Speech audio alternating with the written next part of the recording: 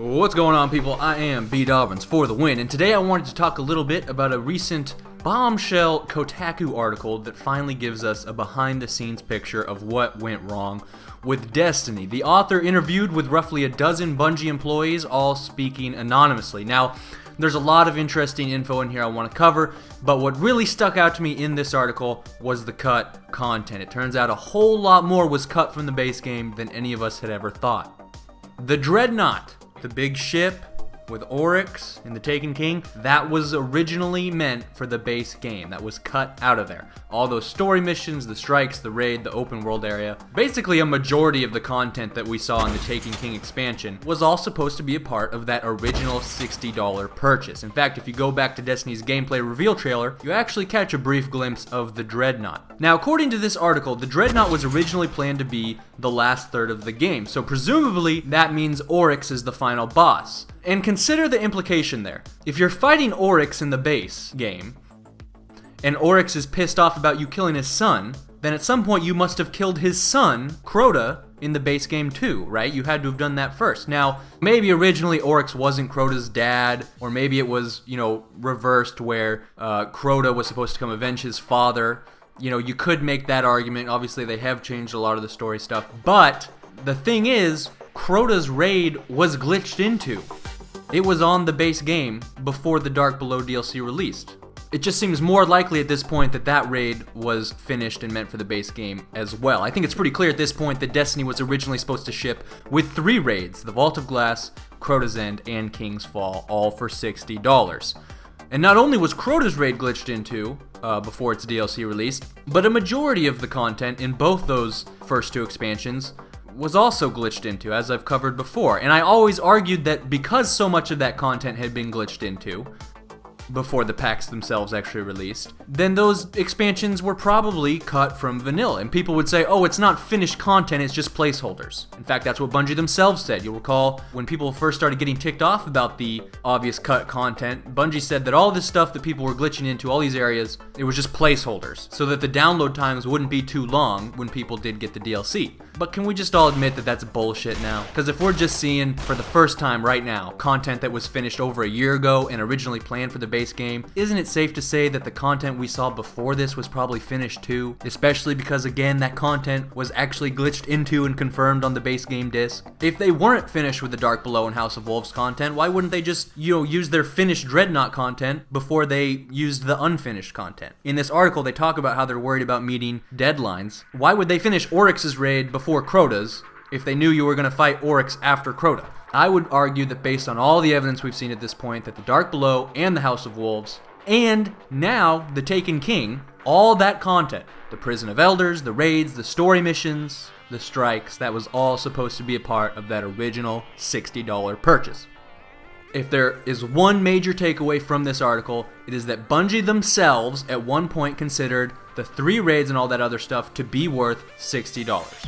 When we first complained about the lack of content in the base game a year ago, people said, oh, well, it's worth it to me, you're just a hater. But guess what? It wasn't worth it to Bungie either. Even if I'm wrong about Crota's End being finished, even if we're just talking about the Dreadnaught being cut from the base game, then Bungie thought that for $60 people should at least get 2 raids and, like 7 strikes and then a dozen more story missions plus another open world area.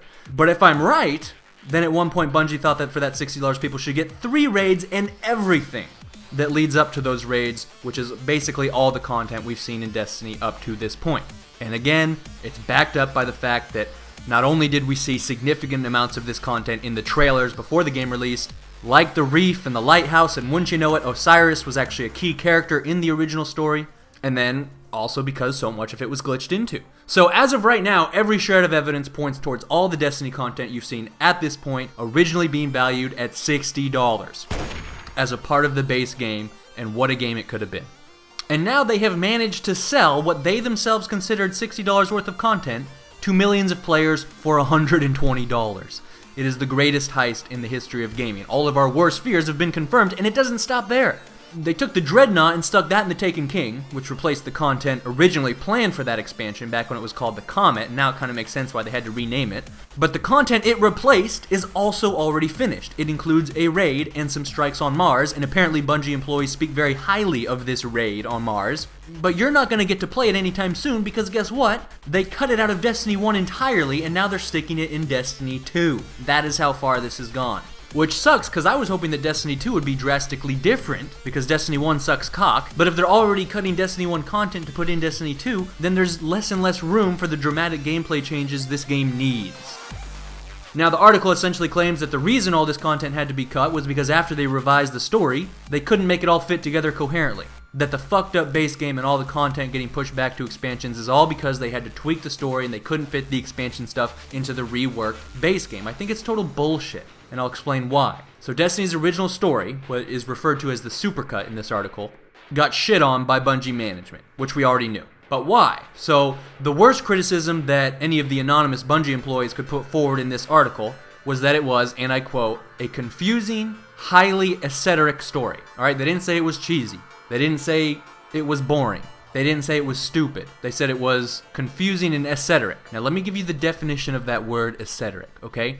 Intended for or likely to be understood by only a small number of people with a specialized knowledge or interest. You can say that exact same thing about Halo's story. It was confusing and esoteric. You really had to spend some time thinking about it, replaying it, reading the terminals in-game, probably reading a little bit about it online.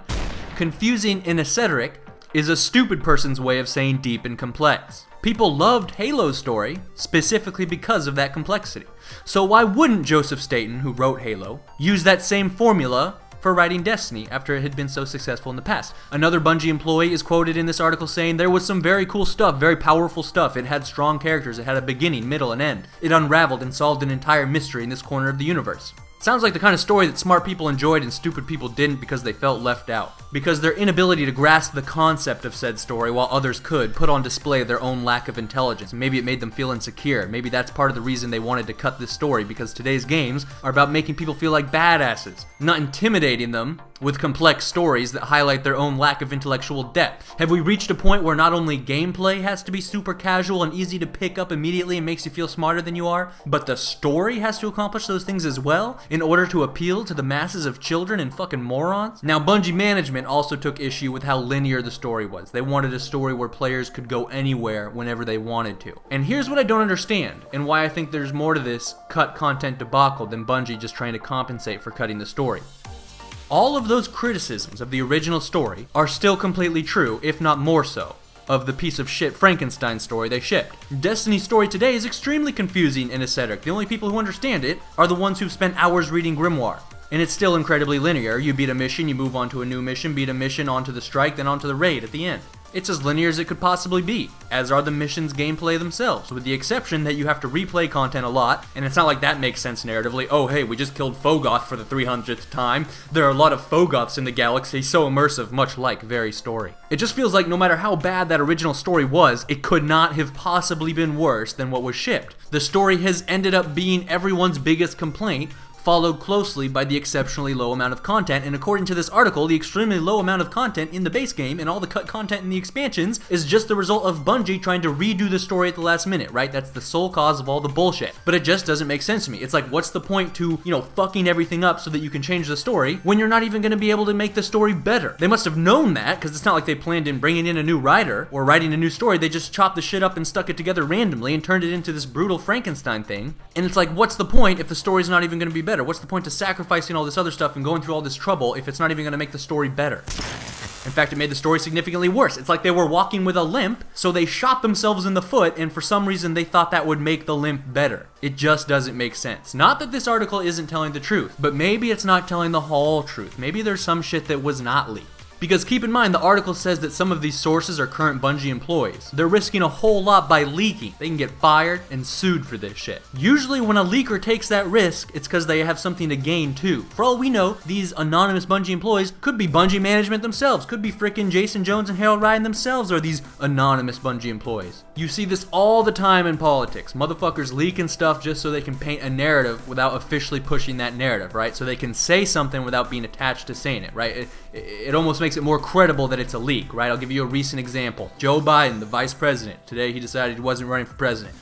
Now you'll recall his son, Bo, tragically passed away from brain cancer not that long ago. So a few weeks ago it comes out that when his son was on his deathbed, one of his dying wishes was that his dad run for president.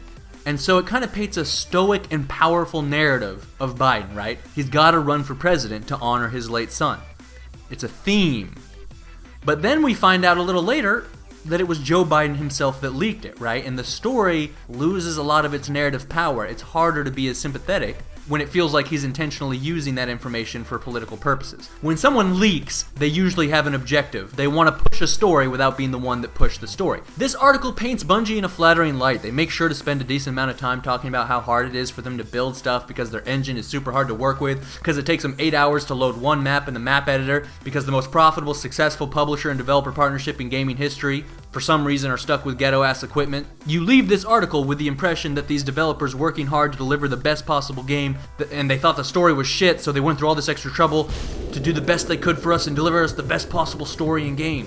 But I'm not buying it. I'm just not buying it. If that's true, if this is all the result of changing the story, then I really wish they hadn't. If this is true, then Bungie management is fucking incompetent because they didn't even end up with a better story. They shot themselves in the foot to try and fix a limp. You have to be kind of stupid to think that hurting yourself is gonna make you better. It's like back in the day when people would get sick and they thought the sickness was in their blood, so they'd bleed them. And then they'd kill them by draining all their blood to get rid of a sickness. I mean, I think there are probably some details that didn't leak. Maybe because management is the only motherfuckers aware of those details, or because this is a very calculated leak. Who knows? But I think there may have been other motivating factors for cutting the content, most of which I've discussed at length in the past on this channel. Planned obsolescence, minimum viable product, setting up an RNG loot system that revolves around replaying the same content a million times, simplifying the game to dumb it down for casuals. Whatever it was, I just think it had to have been more than just trying to redo the story. That just doesn't make sense to me. Now, going forward, they've apparently decided to ship future content for Destiny 1 for free, and apparently it's being paid for through the microtransactions. But really, what's left to pay for, and you've already sold a $60 game for 120 bucks? Because here's the thing, it talks about how they're worried about meeting deadlines in this thing, right? But if they're already taking content that was originally planned for the Taken King, right? They're taking that strike and or that raid and the strikes on Mars, and they're putting that in Destiny 2, content that was originally planned for Destiny 1. Why don't they just use that for Destiny 1 content and start building original content for Destiny 2? The fact that they feel comfortable cutting content and putting it in Destiny 2 suggests to me that they've already finished the content they're about to start dripping for the next few months until Destiny 2. And again, that's how I feel about The Dark Below and House of Wolves. If they already felt comfortable cutting content and putting it in the Taken King a year later, well then they must have felt pretty comfortable with having everything done before that too. You know, whatever. Really, I think they're making that content free because they know that not that many people are going to buy it anyways. You know, it's hard enough to sell expansions in the second year of a game, but especially with a game like this when so many players don't think that any of the content they've gotten so far was worth what they paid for it. Because it's not just me, and there's a reason my Destiny videos do so well. Because a lot of people feel this way, and not that many people are talking about it. At a certain point before this game's release, Bungie Vision was convinced that for $60, customers deserved 3 raids, a dozen strikes, and dozens of story missions. Or at the very least, 2 raids, and like 6 or 7 strikes and a few dozen more story missions. Not to mention an actual story, which apparently had 30-second cutscenes taking place before every single mission, which would explain everything. It's exactly what I wanted. By their own standards of what they originally considered to be $60 worth of content, they knowingly and deliberately shortchanged their fan base and gouged them for an extra $60 for a mediocre game that would be nothing without its marketing campaign. Maybe it was the result of incompetence, as this article would suggest, or maybe it was something more sinister, as I would argue. In either scenario, Destiny players should treat Bungie Vision with skepticism and caution in the future. Destiny 2 will release about a year from now, and you can be assured that the hype train is right around the corner. Think about how they've treated you in the past before you jump on board as quickly as we all did the last time. Please remember to rate. This is Batman, signing out.